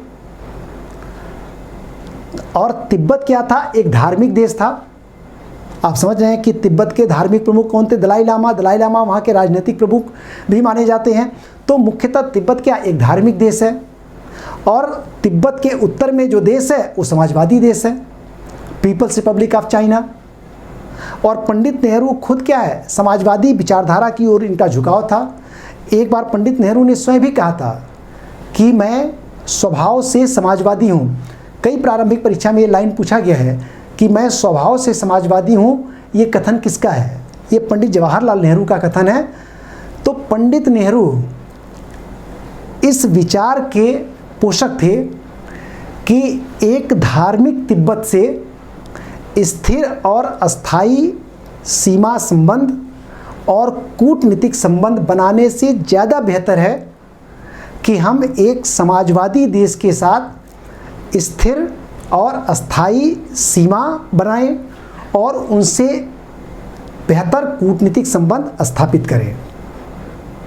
तो आप समझ सकते हैं कि पंडित नेहरू की इस समाजवादी विचारधारा का जो पूरा का पूरा लाभ था वो चीन को प्राप्त हुआ, और तिब्बत को भारत की सहानुभूति और भारत की सहायता नहीं मिल सकी, तो चीन का दावा और अधिक मजबूत हो गया। तिब्बत कूटनीतिक रूप से और कमज़ोर हो गया। तिब्बत की एक सबसे बड़ी गलती क्या थी? स्वतंत्र रहते हुए उसने बाहरी दुनिया के देशों से अपना कूटनीतिक संबंध स्थापित नहीं किया था, और उस कूटनीतिक संबंध स्थापित न करने का खामियाजा अब दिख रहा था कि अब जब दुनिया के देशों का सहयोग और समर्थन तिब्बत को चाहिए था तो वो कहीं उपलब्ध नहीं था। तिब्बत ने एक अपना प्रयास और किया। उसने संयुक्त राष्ट्र संघ में चीन की शिकायत की, और एक मध्य अमेरिकी देश अल सल्वाडोर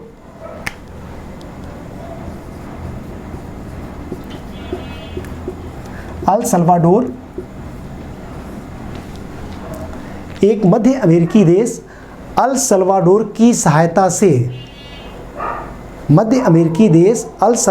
सहायता से तिब्बत चीन के विरुद्ध एक शिकायत लेकर के गया संयुक्त राष्ट्र संघ में, और वहाँ पर भारत और यूनाइटेड किंगडम के विरोध के कारण ध्यान रखिए, भारत और यूनाइटेड किंगडम के विरोध के कारण तिब्बत के उस पत्र पर संयुक्त राष्ट्र संघ में चर्चा ही नहीं हो सकी।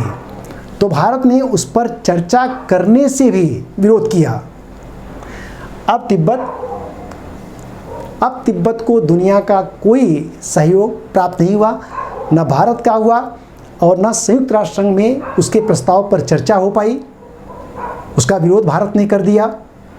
अब इसके बाद तिब्बत के पास एक ही चारा बचा हुआ था कि वो खुद चीन के अर्थात पीपल्स रिपब्लिक ऑफ चाइना के साथ वार्ता करके और अपने संबंधों को एक नया स्वरूप दे, जिससे कि एक पहले तो तिब्बत का प्रयास था कि वो स्वतंत्र रहे, लेकिन उसकी स्वतंत्रता का पहला अतिक्रमण 1950 में हो गया जब चीन ने कमांडो पर अधिकार कर लिया। और इसके बाद आप देखेंगे कि कमांडो पर अधिकार होने के बाद जब तिब्बत ने भारत का सहयोग लेने का प्रयास किया वो भी प्राप्त नहीं हुआ। संयुक्त राष्ट्र संघ में चर्चा का प्रस्ताव लेकर गया तो भारत जैसे देशों के विरोध के कारण चर्चा भी नहीं हो पाई उस पर। अब एक तिब्बती प्रतिनिधिमंडल पहुंचा चीन की राजधानी बीजिंग या पेचिंग, ठीक है। तो पेचिंग पहुंचा और चीन वहाँ पे पहुंचा किस लिए? चीन से वार्ता करने के लिए पहुंचा। किस लिए पहुंचा? चीन से वार्ता करने के लिए। लेकिन जब तिब्बती प्रतिनिधिमंडल चीन पहुंचा तो उसके सामने एक 17 सूत्री समझौते का मसौदा पेश किया गया। 17 सूत्री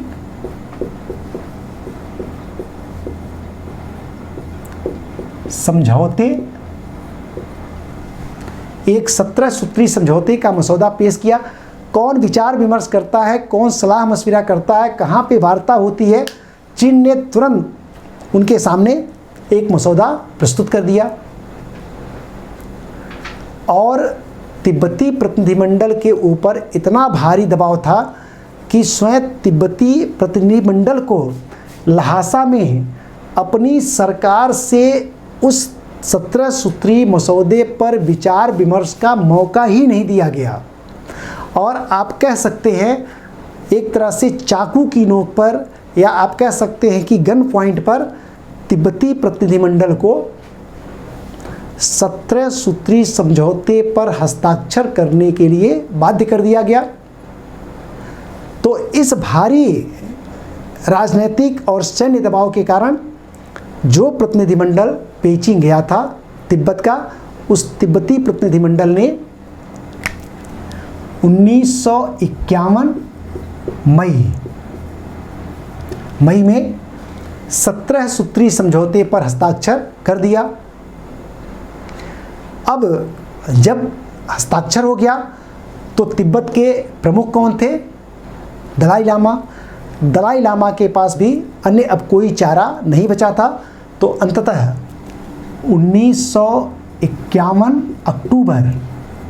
अक्टूबर में दलाई लामा ने भी इस समझौते को अपनी सहमति प्रदान कर दी और इस तरह से 1951 में स्वतंत्र तिब्बत का अंत हो गया और तिब्बत एक बार फिर चीन का भाग बन गया।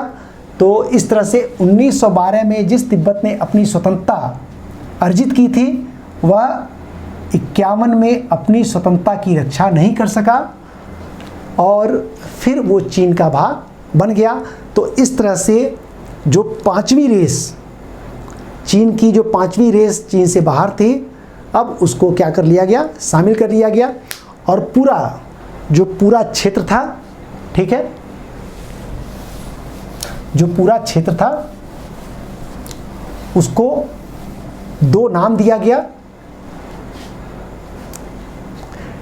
जो पूर्वी खाम जो क्षेत्र था अर्थात जो पूर्वी तिब्बत का प्रदेश था, ठीक है, इसे कहा गया एथनिकली तिब्बतन रीजन। तो एक हो गया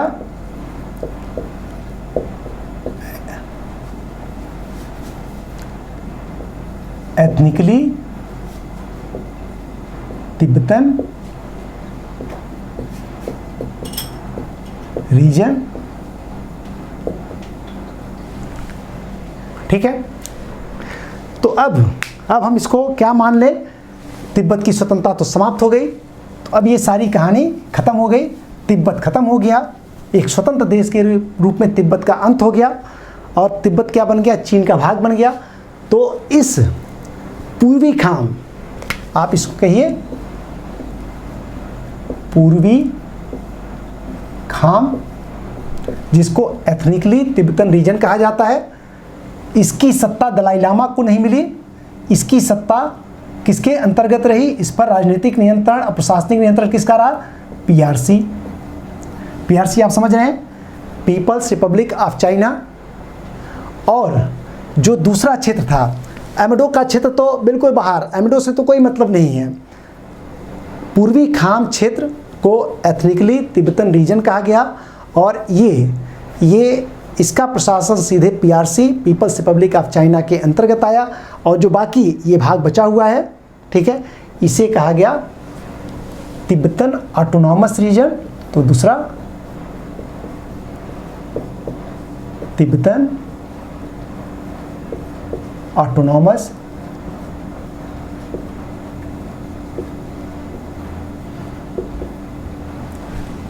ठीक है।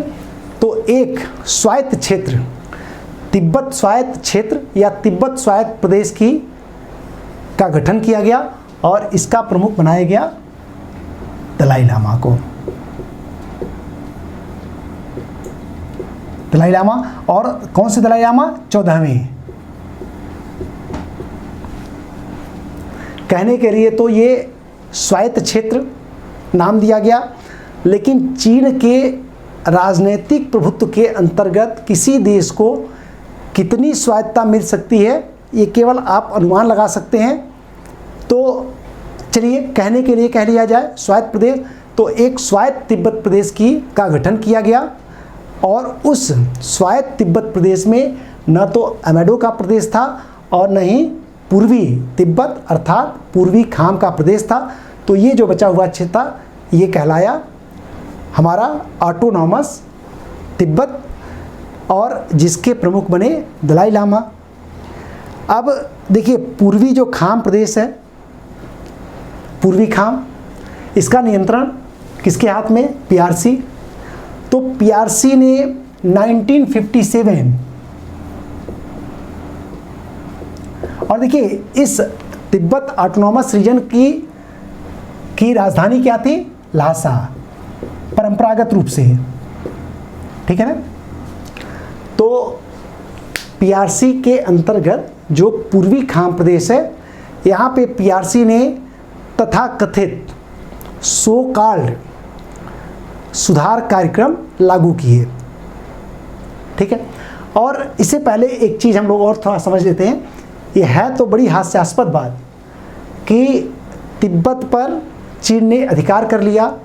कब किया, 1951 में, जब 17 सूत्री समझौते पर तिब्बत के प्रतिनिधिमंडल ने हस्ताक्षर कर दिया तो तिब्बत की स्वतंत्रता का अंत हो गया और तिब्बत चीन का भाग बन गया। तो चीन ने इसे नाम क्या दिया, थोड़ा सा आप देखिए, पीसफुल लिबरेशन ऑफ तिब्बत, उसको नाम दिया पीसफुल लिबरेशन ऑफ तिब्बत, अर्थात तिब्बत की शांतिपूर्ण स्वतंत्रता। चाइना के अंतर्गत उस अत्याचारी कम्युनिस्ट शासन के अंतर्गत जो क्षेत्र आया उसका नाम क्या दिया गया, पीसफुल लिबरेशन ऑफ तिब्बत। अब आते हैं हम लोग कि जो एथनिकली तिब्बतन रीजन था जिस पर नियंत्रण पीआरसी का था, तो 1957 में पीआरसी ने यहाँ पे सो कॉल्ड सुधार कार्यक्रम लागू किए। जरा सुधार कार्यक्रम देखिए क्या था। कुछ तो भूमि संबंधी सुधार लागू किया गया और बौद्ध मठों को तोड़ा गया, बौद्ध मंदिरों को तोड़ा गया, बौद्ध भिक्षुओं पर अत्याचार शुरू हुआ, उनको गिरफ्तार किया गया, जो वहाँ पे परंपरागत एरिस्टोक्रेट और सामंती लोग थे उन्हें गिरफ्तार किया गया, उनके अधिकारों को कम किया गया। अर्थात चाइना ने अपने अत्याचार कार्यक्रम को जारी कर लिया, शुरू कर दिया। तो इस तरह से जो पूर्वी खाम क्षेत्र है 1957 में यहाँ पे एक बहुत भारी विद्रोह शुरू हो गया। किसके खिलाफ? पीआरसी, चीन के खिलाफ विद्रोह प्रारंभ हो गया। और ये विद्रोह देखते देखते कहाँ तक पहुँच गया? ल्हासा तक पहुँच गया। मतलब जो ऑटोनॉमस तिब्बत रीजन था, ये विद्रोह इन पूरे क्षेत्र में फैल गया। और चीन ने बहुत कठोरता से विद्रोह के दमन का कार्य किया।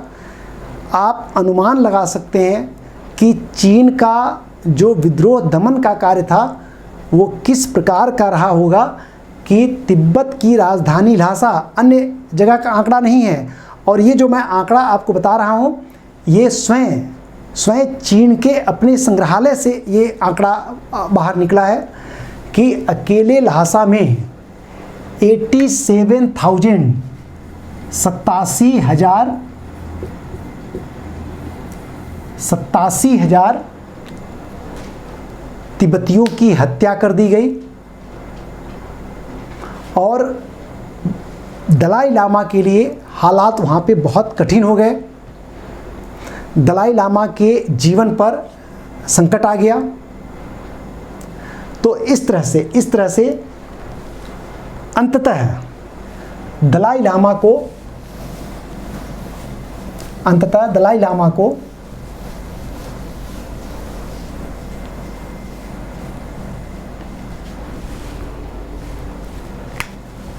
1959 में कहा जाता है कि चीन का और पीएलए पीपल्स लिबरेशन आर्मी का इतना बड़ा दबाव था दलाई लामा के ऊपर और घेरा इतना कस गया था कि तिब्बत से दलाई लामा को भागना पड़ा। और तिब्बत से दलाई लामा को भागने में कहा जाता है कि सीआईए ने बहुत मदद की। तो सीआईए के मदद से अंततः दलाई लामा ने अपना मूल भूमि, अपना पितृ प्रदेश, अपना मदरलैंड उन्होंने छोड़ दिया और दलाई लामा कहाँ पे आ गए? भारत। दलाई लामा भारत आ गए। अब दलाई लामा का जो सीमित अधिकार के साथ तिब्बत दिया गया था वो तिब्बत भी पूरी तरह से चीन के कब्जे में आ गया। दलाई लामा भारत आ गए। और इसके बाद अभी भी भारत में उनको राजनीतिक संरक्षण मिला हुआ है। और तिब्बत की सरकार ख़त्म नहीं हुई। जो निर्वासित सरकार आज भी भारत में काम कर रही है। और उस निर्वासित सरकार की राजधानी हिमाचल प्रदेश का धर्मशाला है। तो इस तरह से दलाई लामा को अपना मदरलैंड छोड़ करके बाहर निकलना पड़ा। अब तिब्बत पर, इस ऑटोनॉमस तिब्बत पर चीन का अधिकार हो गया। तो चीन ने अपनी ओर से तिब्बतियों को संतुष्ट करने के लिए एक अपने दलाई लामा की नियुक्ति कर दी। इस ऑटोनॉमस रीजन पर चीन ने एक अपने दलाई लामा की नियुक्ति की और उन दलाई लामा को कहा जाता है पंचेन लामा।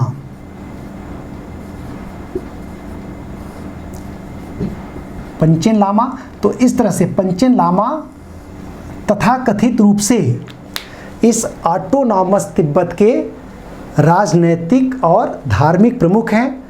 मुख्यतः ये एक चेहरा है, चीन के कैदी हैं, चीन के बंदी हैं।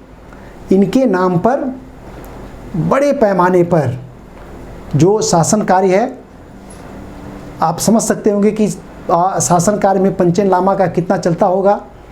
तो चीन ने तिब्बत पर असह्य अत्याचार की कहानी जो 1957 के आसपास से शुरू हुई थी, आज तक चल रही है।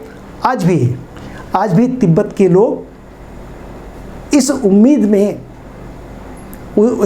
में हैं कि कभी तिब्बत की स्वतंत्रता फिर से स्थापित होगी और दुनिया का रुख देख करके भारत में जो दलाई लामा है वो लगभग तिब्बत की स्वतंत्रता की उम्मीद छोड़ चुके हैं। और दलाई लामा का कहना है, अगर चीन सही मायने में,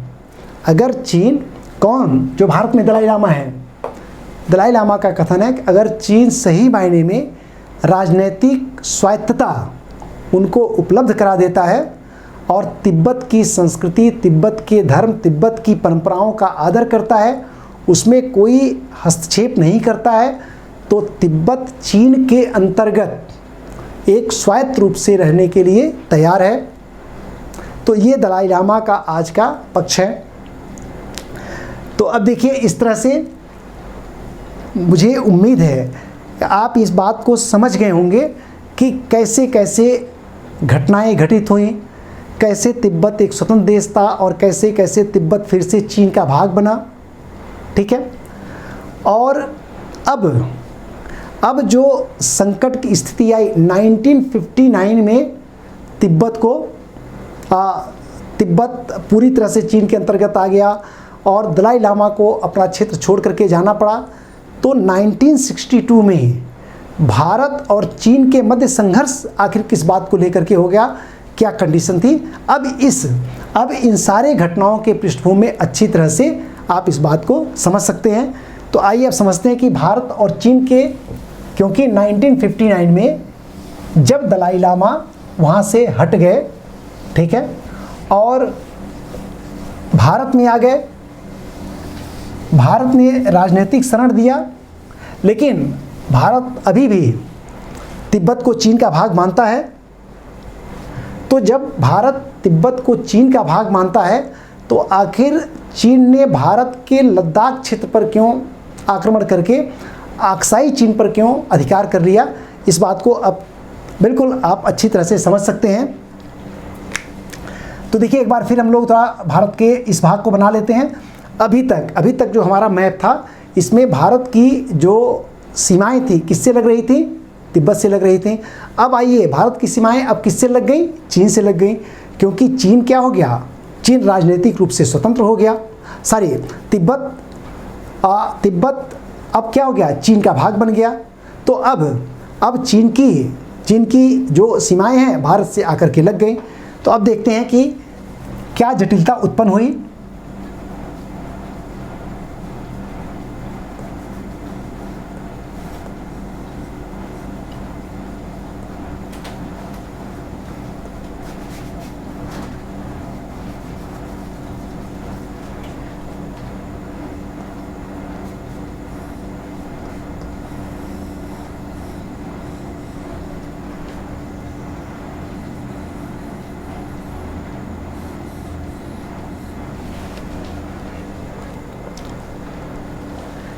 देखिए, ये भाग क्या है, तिब्बत,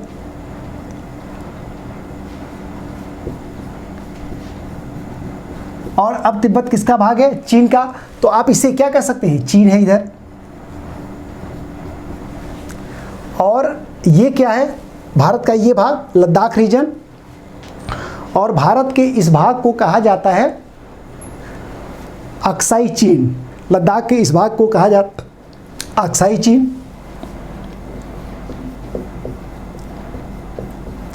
अक्साई चीन, और चीन के इस भाग को कहा जाता है सिंजियांग।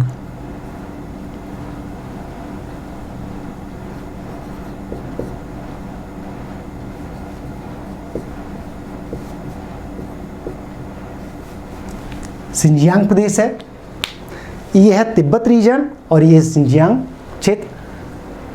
1959 में पूरी तरह से दलाई लामा का अंत हो गया, लेकिन जब दलाई लामा भारत की तरफ निकले, भारत की तरफ आए, तब भी चीन के खिलाफ तिब्बत में एक बहुत हिंसक विद्रोह की स्थिति थी और चीन के खिलाफ तिब्बतों के लोगों ने बहुत सशक्त प्रतिरोध बनाए रखा। और सिंजियांग प्रांत में आप जानते हैं, नाम आपने सुना होगा, ये वास्तव में उइगर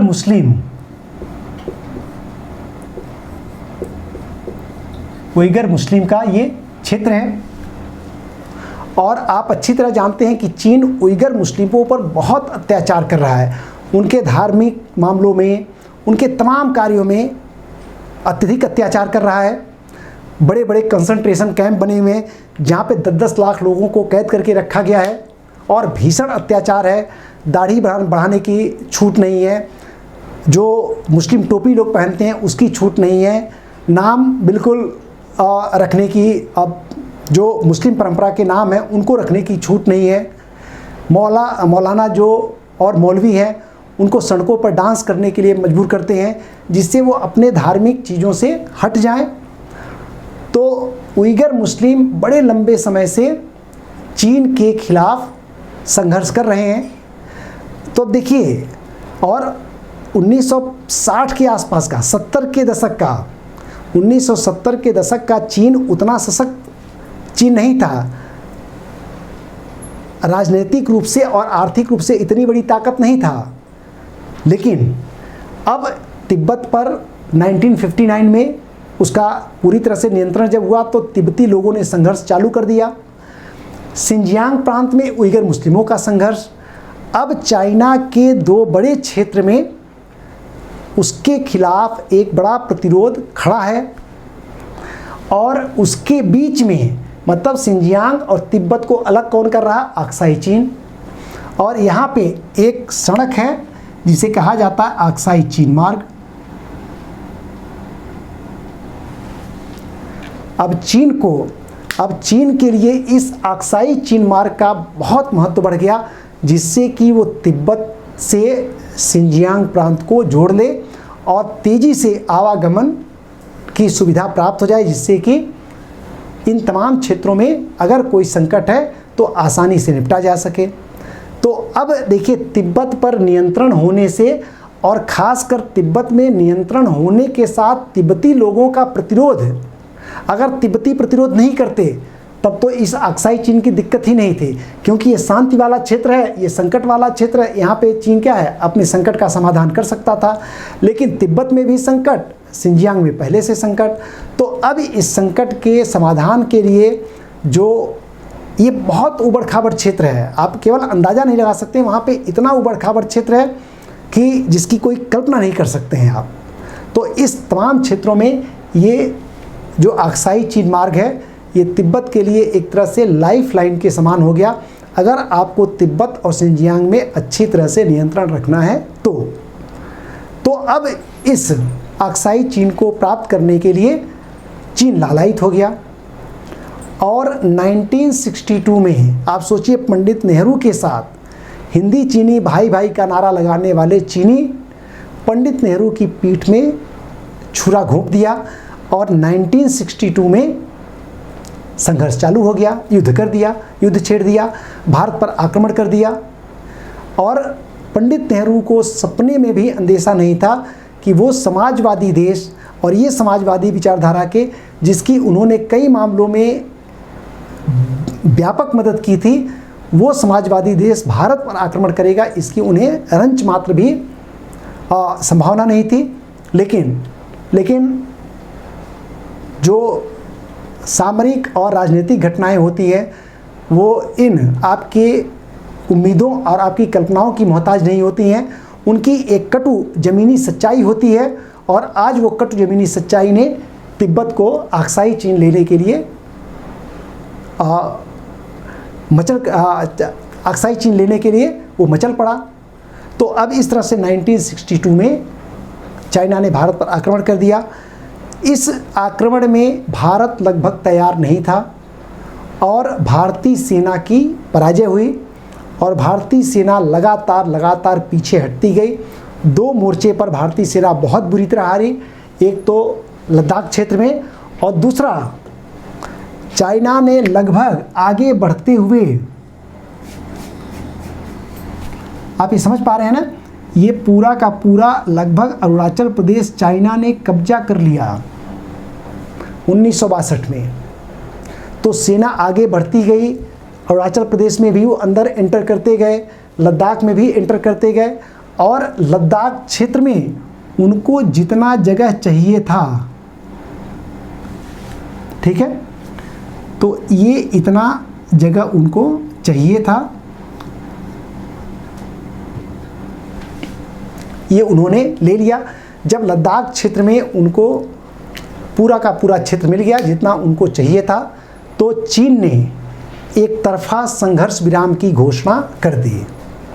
आज आप जानते हैं कि चीन अरुणाचल प्रदेश पर भी अपना दावा करता है, ठीक है, लेकिन 1962 में चीन ने लगभग अरुणाचल प्रदेश को पूरा का पूरा विजित कर लिया।